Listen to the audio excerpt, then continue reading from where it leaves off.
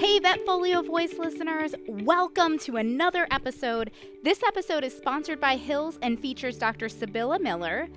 And in this episode, we talked about nutritional considerations for management of patients with chronic diarrhea. Now, of course, when we encounter a patient with chronic diarrhea, there is kind of a sense of urgency in getting them treated because oftentimes the pet is distressed, the owner is distressed, it can be maybe a little messy. But choosing the right diet for that particular patient, that can be a challenge. It's not always straightforward. Do we reach for something that's low fat, highly digestible, a combination of those? What if the patient is presenting with other comorbidities? I mean, there can be a lot of considerations to really keep in mind. Dr. Miller and I talked about some specific cases that she treated, which I love because I love when we get to talk about specific animals and their care and how they improved. But I won't give too much away. Let me tell you about Dr. Miller and we will jump in. Dr. Sibylla Miller is the MedVet Internal Medicine Specialty Team Leader and a practicing board-certified small animal internal medicine specialist at MedVet Northern Virginia. Dr. Miller attended the University of Massachusetts, where she earned a Bachelor of Science degree in chemical engineering. After a brief engineering career, she realized helping families and their critters was her passion. She began her veterinary journey at North Carolina State University with a year of study at, I did look up this pronunciation ahead of time, but I'm going to butcher it, so I'm going to say the Free University of East Berlin, otherwise known as, and I'm so sorry because I know I'm going to butcher this, Freie Universität East Berlin. Okay, moving on. She earned her board certification after completing her internal medicine residency at the Animal Medical Center in New York City. Her publications include the topics of choledochal cysts, a new canine fungal infection, and factors associated with canine immune-mediated hemolytic anemia. She has a special interest in gastroenterology, hematology, infectious diseases, and hepatology. Her favorite part of veterinary medicine is the relationship she fosters with families and colleagues. In her years of service to the veterinary community, she's been dedicated to bringing veterinarians together to learn more from each other and develop lifelong relationships. She's active as a leader in her local VMA as well as nationally with the ACVIM. During her free time, you will probably find her out flying, looking for the best beaches and winds for kite surfing. I did a little bit of kite surfing before I graduated high school. It is very challenging and very fun, so lots of respect for taking on that hobby. All right, let's get into our episode. So for this episode, I am so excited to be joined by Dr. Sibylla Miller. And we're going to talk about some GI symptoms here, all of our favorite topics to cover, but conditions that we see regularly in practice. So, Dr. Miller, thank you so much for joining me. Yeah, thanks, Cassie. So happy to be here. Thank you for inviting me. So let's jump straight in and talk about anatomy. When we're talking about, say, small bowel symptoms versus large bowel symptoms, what are we referring to? Yeah, this is core to getting off the ground for diarrhea and trying to figure things out. When we talk about, specifically, we're talking about canine diarrhea, we think about it in two regards. Is it originating from the first part of the intestines, the small bowel, or is it originating from the back part, basically the colon? So everything but the colon is the small bowel, and they have really important different functions. The small bowel is for digesting your food and absorbing the nutrients, and then the large bowel, it's really storage of waste and reclaiming water. So really different functions and act very differently. Knowing about that difference and the functionality will help guide us in the next steps of testing and therapy. Absolutely. So we're talking about different functionality and therefore different symptoms when we see large bowel versus small bowel symptoms. Can you walk us through some of the signs and symptoms we might see with large bowel versus small bowel diarrhea and what important history questions we should make sure we're asking? Absolutely. So this gets down to the nitty-gritty of working with families and their pets to try and figure out how we can help them. So if we take that concept of looking at the small bowel and the large bowel, when we look at the character of the diarrhea specifically, we think of it as stool character, defecation habits, and then some other related signs. Some big clues for us in the stool character will be for small bowel, whether you have watery diarrhea, large volume. Those will be very characteristic for the small bowel. And then for large bowel, you might see a different kind of texture, more gelatinous. You might see blood because you're close to the back end, and you might see mucus. Those would be defining characteristics for the stool character for small and large bowel. And then as far as habits of defecation with large bowel, you can imagine if you have large bowel discomfort, you can have increased frequency and urgency, so lots of bowel movements and discomfort. Whereas with the small bowel, you might have a normal frequency and maybe even a larger volume. So type of defecation or habits of defecation will be key. And then lastly, on a smaller note, the signs that you'll see for small bowel, because the small bowel handles your nutrition, might be signs of nutritional deficiency or even weight loss in severe cases. Man, I thought I was pretty good on the signs and symptoms for small bowel versus large bowel, but the watery diarrhea, I'm glad that you brought that up because when you said that, I started thinking and I went, you know what? That makes sense because I do hear more of the description of like the watery diarrhea with small bowel and then with large bowel more soft serve where owners start to get mad at me because then they never want to eat soft serve ice cream again. Yep, cow patty, soft serve, Yes, lots of descriptions. We'll come back to that, but yeah, descriptions are absolutely. super important. Yes, owners love that. And it's funny because I think it's like second nature to us in the exam room to ask these Hmm. questions and then some owners will just jump right in and it's great. But Hmm. others you can tell they're a little shy about making these descriptions and then like I said they get Yep. upset about not wanting to eat soft serve ice cream again. Let's do one of my favorite things, which is jump into some cases. And so the first case we're going to talk about is Mongo. And from what I understand, he's a beautiful white German Shepherd who was diagnosed with small bowel diarrhea. I could imagine that was probably pretty messy. Oh So, boy. Mhm. how did Mr. Mongo initially present? So Mongo, as you described, is he's about two now, white German Shepherd, absolutely gorgeous, about 60 pounds.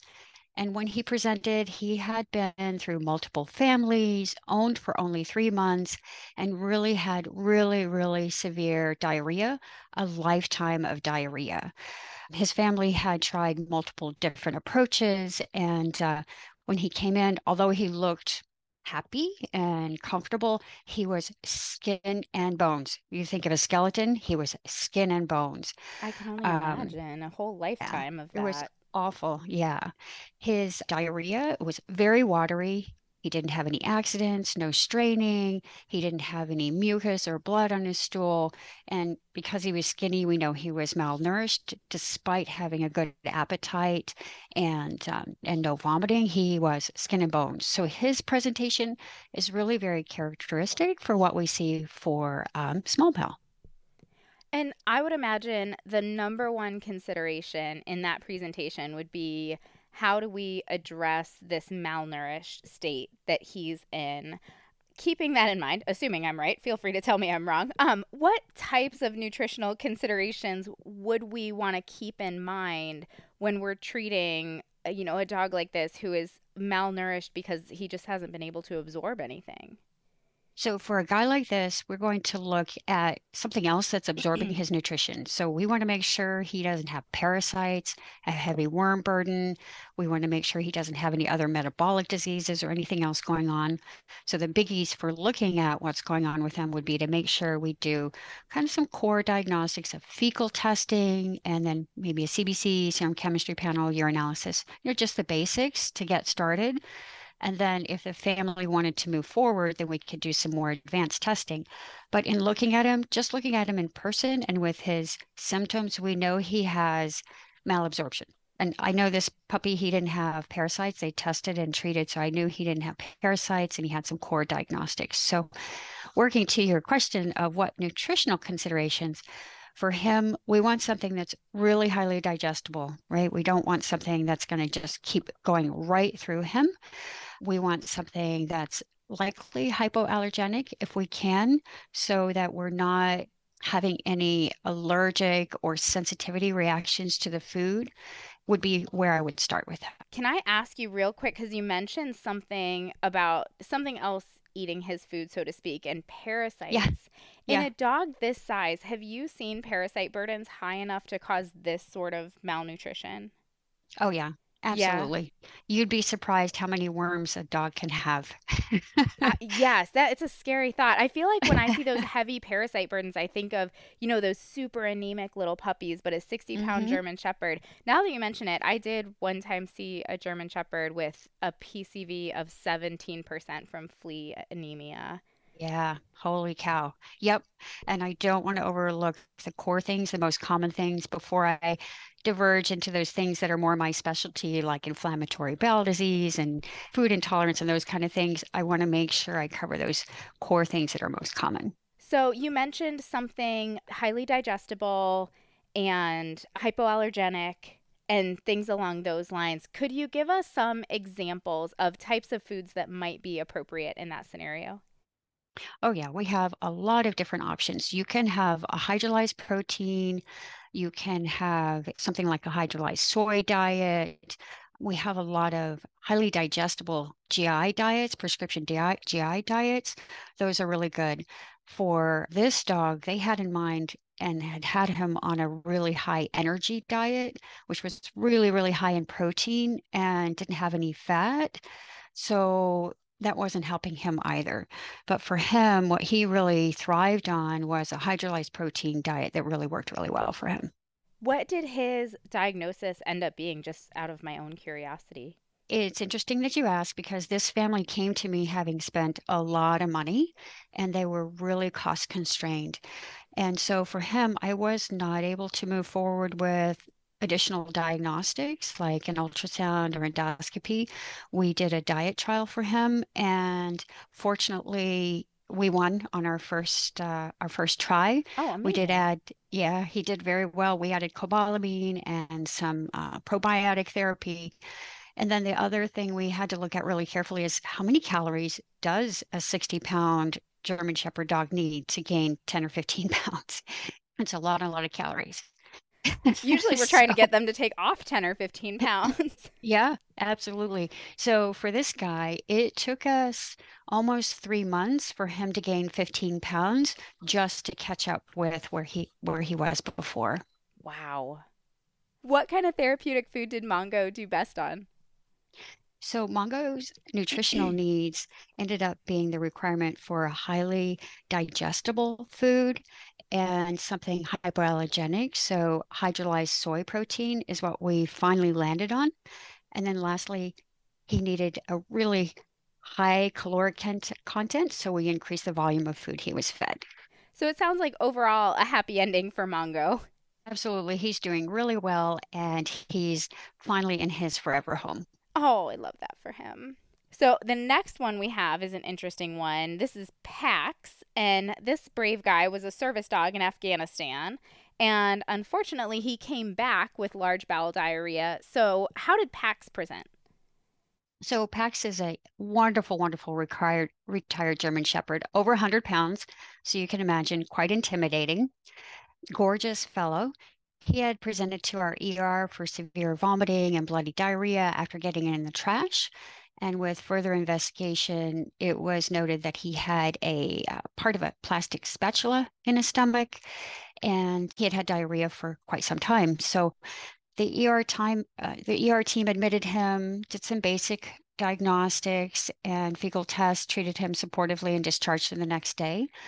Because of cost constraints and because he got better, his family elected to monitor him, but he continued to have persistent diarrhea. So his family sought out help and came to see us. He had some vomiting here and there. He had good body condition. His diarrhea was characterized by having occasional blood, persistent mucus, soft to gelatinous, and a lot of frequency. They had previously attributed the frequency to his being very active because he was always on alert and active. And they thought, well, he wants to go out. No, he needs to go. So there was some time needed to kind of characterize his diarrhea. So that's when he came to see us. And I have to ask about the spatula. Did the spatula come out of his stomach? Oh, don't, that's for later in the story. You'll have Oh, to I'm wait. sorry. I won't spoil it. Okay, well, I will be on the edge of my seat waiting to hear about the spatula because it doesn't sound like a spatula in the stomach would cause these types of symptoms. So No. tell us a little bit more about Pax. So yes, he did come to us for endoscopic removal of the spatula, but after discussion of how we would spend money and thousands of dollars, we talked about kind of what might be happening with him and came back to our discussion of parasites, food intolerance, dietary indiscretion, maybe dysbiosis with bacterial changes. And in the shepherd, you can see stress colitis. So we talked about a lot of those different things and how would we approach things moving forward.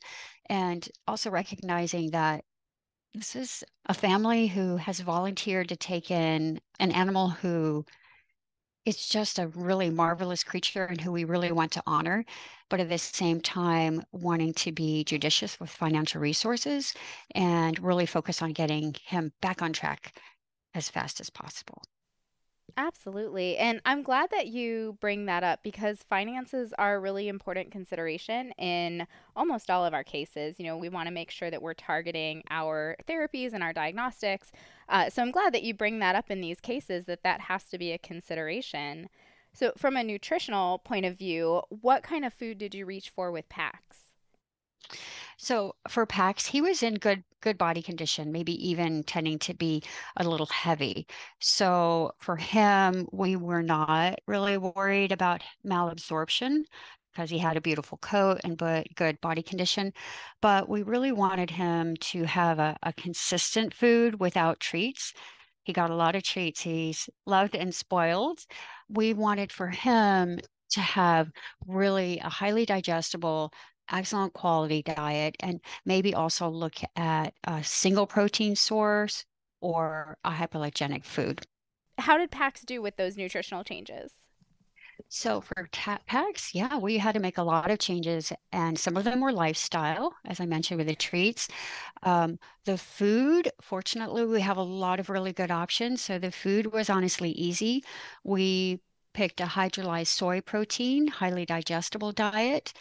And we took away some of the other things like metronidazole and supplements.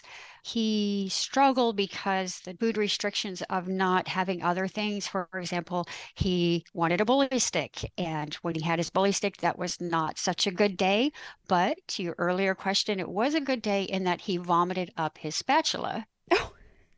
And we didn't have to worry about that anymore. So overall, he did very well with food changes. I think it's so funny you had the spatula in there for so long and then it came up with a bully stick.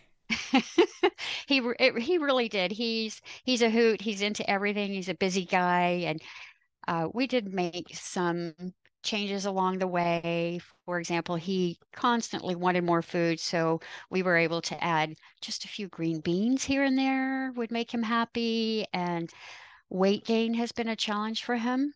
He really, really likes his food, so that's a challenge. But these are good challenges, and I'm happy to report he just enjoyed his first snowfall this year, and we have wonderful Oh. pictures of him enjoying the snow. So we're really happy for him. Oh, that's so great. And I would imagine, thinking about the fact that we're talking about two German Shepherds with diarrhea here, you were probably the hero at the end of the day, helping to clear up this diarrhea. That was probably a big mess and a huge headache for the owners. And getting these guys on the right food to fix this problem probably made a huge difference in everyone's quality of life.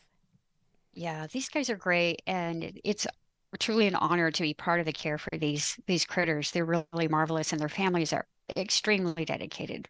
Now, we're talking about nutritional changes here in treating these patients. Is there any data on what percentage of patients will improve with just a food change alone? There is limited information, but some more recent studies have looked at just enteropathies in dogs in general and found that 64 to 75%, about two-thirds to three-quarters, will be food responsive, which is really, really cool. The remaining 25% will be one of three immunosuppressive, responsive to bacterial changes like dysbiosis or antibiotics, and some of them will not be responsive. So when we start to look at these guys, it's really very, very reasonable and probably should be our first course to look at diet, to look at food, to look at nutrition, to look at habitat, environment, parasites, but looking at what they're eating, looking at the fiber, looking at the protein, looking at the fat, making sure we have really, really good quality, consistent ingredients is the place to start for these guys.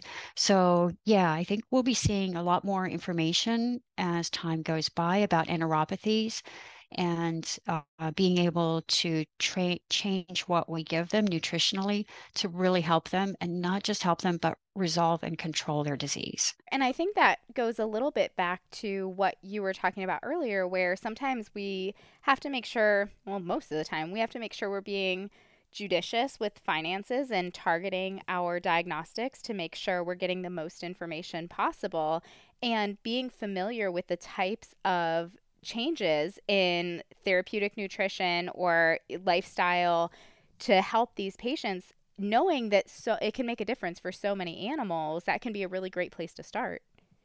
Yeah, it really can. When you look back at these cases that we discussed, when those patients walked in the door, when they walked in and Mongo walked in skin and bones and Pax walked in pretty solid with blood in his stool, we had some good ideas as to where to start and already had tools in our tool basket to help them without doing any diagnostics. Absolutely. I think that's a really important point. Now, thinking about your treatment plan for these guys, and as they're improving, I'm imagining you were in contact with the owners. How were you asking the owners to monitor their response to treatment? What kind of monitoring techniques can we use to evaluate diarrhea and watch for improvement? This comes to the crux of the matter that we do not fix this overnight. Right? This is a long journey and it can be tiring. It can be a lot of work for families at home. So I like to provide a couple of tools for that I use for us and for my clients to know how things are doing. One of my favorite tools is a fecal scoring chart, which basically is a pictorial representation of what does the stool look like in different stages of moisture. And can you share with me as we go along, is it better, same, or worse in a quantifiable way? So is it a score where it's totally watery puddles, or is it a hard log? Is it pick upable? What's the texture? When we use this fecal scoring chart to give a number to the character of the stool, when my colleague or my client calls me up and says, "Man, fecal score 7," I know they were up all night, and we need to do something today. Whereas if they say, "Well, it was a perfect 4 to 5, and then it was 6," that's a really short discussion, and we can not have to trade text messages of poop pictures and have long discussions of descriptive things that we just talk to each other about. So the fecal scoring chart is really, really helpful for us to use to know the status of the disease and how we need to respond to what's happening with the disease. Absolutely. Yes. If there is a way to reduce the number of pictures of poop that get texted back and forth, I'm all for it. I have a Yeah. surprising number of those pictures on my phone. Yeah. Too many, right? Yes, absolutely. Okay, so fecal scoring chart, great for reducing the number of poop pictures on our phone. Any other monitoring tools we want to be aware of? Yeah. Another tool that I use, and I'll get into some of the details of this, but bear with me, is Canine Inflammatory Bowel Disease Activity Index, or CIBDAI. And this is something everybody can Google or look up. There's a really nice paper that looked at what characteristics do we see when you have diarrhea, assign each one a number, and then add them all up. So it's a pretty simple scoring system. So, for example, one of the characteristics might be appetite. Is it good? Normal? 0. If it's severely decreased, 3. So something like that. The reason that I like this is because when you're in this and taking care of a patient that has diarrhea or your pet, day in, day out, it can be really hard to keep perspective and not become discouraged. this scoring tool helps us say, well, yeah, it really was a lot worse last week or the week before, and the score is improving. And I can say, okay, we are making progress, or no, we're not making progress. One of the examples of helping us keep things in perspective is when we try and characterize vomiting. On this scale, no vomiting would be normal. Mild would be once a week. We really don't want vomiting, but maybe once a week might be better than severe, which would be 3 times a week. So this scale, which is really easy, a numerical scale, add it up, and at the end of the day, get a score, and you can say, okay, here's the score. It's better, same, or worse. We're making progress, or we're not making progress. We need to change something. Or I can say to my families, please hang in there. It's getting better. You're doing a great job. Give it a little more time. So I really like that score for staging and quantifying our progress.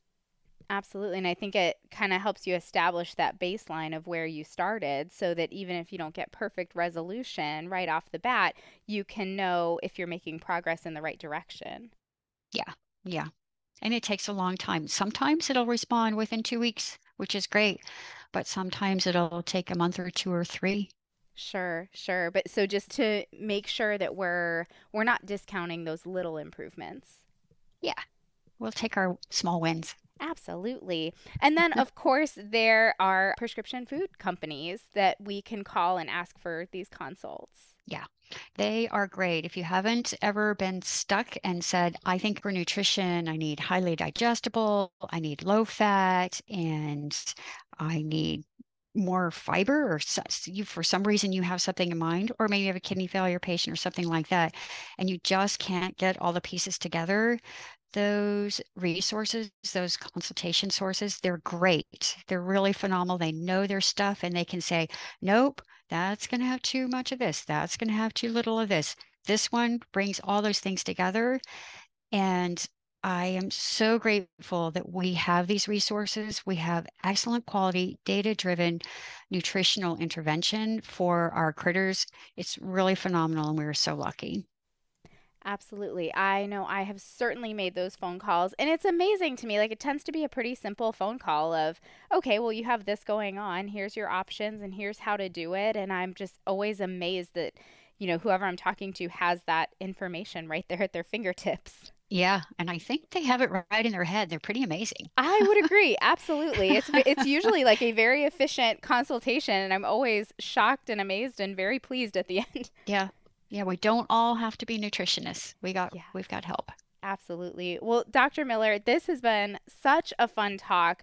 I know I've learned a lot, and then I think you've offered some really good reminders about how important it is to really take a good holistic look at our patients and what's going on with them, holistic with a W, and to understand some of these principles when it comes to therapeutic nutrition, because that in and of itself can provide a huge benefit to our patients. So thank you so much for joining me. Are there any final thoughts you want to share with everyone? Absolutely. Well, yeah, just listen to your clients, listen to your critters, and keep up the good work. Thank you so much. I really enjoyed this discussion.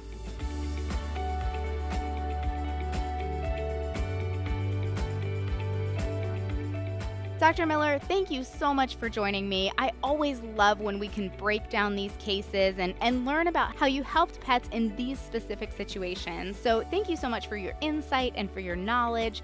Thank you to Hills for making this episode possible. Of course, thank you to everyone out there listening. If you enjoyed this episode, please leave us a 5-star review wherever you get your podcasts.